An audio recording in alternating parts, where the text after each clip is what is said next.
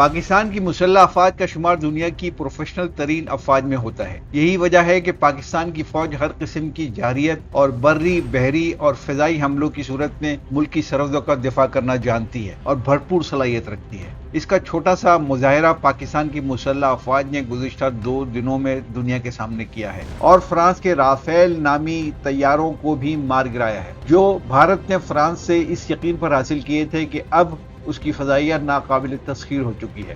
پاکستان کی عسکری طاقت خطے میں ایک اہم ترین فوجی طاقت کی حیثیت رکھتی ہے۔ خطے میں بھارت کی طرف سے بار بار کی جارحیت کی حکمت عملیوں اور افغانستان کی پالیسیوں کی وجہ سے پاکستان کو اندرونی اور بیرونی چیلنجز کا سامنا رہتا ہے، جس سے نمٹنے کے لیے پاکستان کا ایک مضبوط اور متحرک فوجی ڈھانچہ ناگزیر ہے۔ پاکستان کی فوجی طاقت نہ صرف روایتی دفاع پر مبنی ہے بلکہ ایٹمی صلاحیت کے ساتھ ساتھ جدید میزائل ٹیکنالوجی، انٹیلیجنس اور غیر روایتی جنگی حکمت عملیوں پر بھی مشتمل ہے۔ پاکستان دنیا کی 6ٹی بری فوج ہے۔ یہ تقریباً 6 لاکھ فعال فوجیوں پر مشتمل ہے، جبکہ ریزرو فورسز کی بھی ایک بڑی تعداد پاک فوج کا حصہ ہے۔ بحری فوج کا بنیادی مقصد زمینی، فضائی اور سمندری حدود کا دفاع، اندرونی سلامتی کو یقینی بنانا اور قدرتی آفات کے دوران امدادی کارروائیوں میں حصہ لینا ہے، اور یہ کام پاکستان کی مسلح افواج کے جوان اور افسران ایک طویل عرصے سے پاکستان میں انجام دے رہے ہیں۔ تکنیکی اعتبار سے پاک فضائیہ دنیا کی ماہر ترین فضائی افواج میں شمار ہوتی ہے۔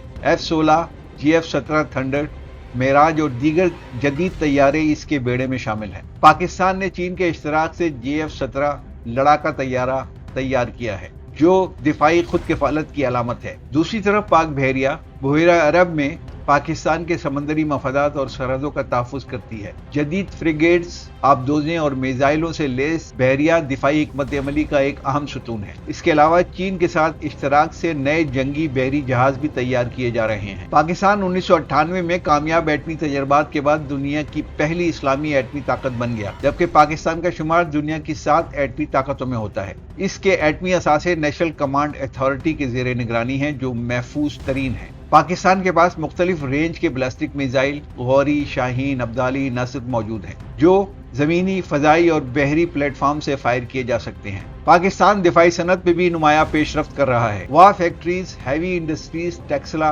پاکستان ایئروناٹیکل کمپلیکس اور کراچی شپ یارڈ جدید ہتھیار، ٹینک، طیارے اور بحری جہاز تیار کر رہے ہیں۔ اس سے نہ صرف پاکستان کی فوجی خود کفالت میں اضافہ ہو رہا ہے بلکہ برآمدات میں بھی اضافہ ہوتا چلا جا رہا ہے۔ سن 2000 کی دہائی میں دہشت گردی کے خلاف جنگ نے پاکستانی افواج کو شدید آزمائش میں ڈالا۔ پاک فوج نے نقصانات کے باوجود دہشت گردی کا مقابلہ کیا اور آج بھی کر رہی ہے۔ آپریشن ضرب عزم، رد الفساد اور سوات آپریشن جیسے اقدامات نے دہشت گردوں کے نیٹ ورک کو بہت کمزور کیا ہے۔ اس دوران پاکستانی فوج نے غیر روایتی جنگی مہارت اور انٹیلیجنس کے میدان میں بے مثال کامیابیاں حاصل کی ہیں۔ گلوبل فائر پاور انڈیکس کے مطابق پاکستان کی فوج دنیا کی 10 طاقتور ترین افواج میں شامل ہے۔ پاکستان ملٹری اکیڈمی کاکل، فضائیہ کی رسالپور اکیڈمی اور نیوی وار کالج جیسے ادارے پیشہ ورانہ تربیت فراہم کرتے ہیں۔ خطے اور افریقہ کے کئی ممالک کے فوجی افسران یہاں تربیت حاصل کرتے ہیں۔ پاکستان چین، ترکی، سعودی عرب اور کئی افریقی ممالک کے ساتھ فوجی تعاون رکھتا ہے۔ چین کے ساتھ سی پیک کے تحت سیکیورٹی تعاون، GF-17 اور جدید بحری جہازوں کی تیاری دفاعی ٹیکنالوجی کی منتقلی کی اہم مثالیں ہیں۔ پاکستان کو خطے میں بھارت کے ساتھ مسلسل کشیدگی،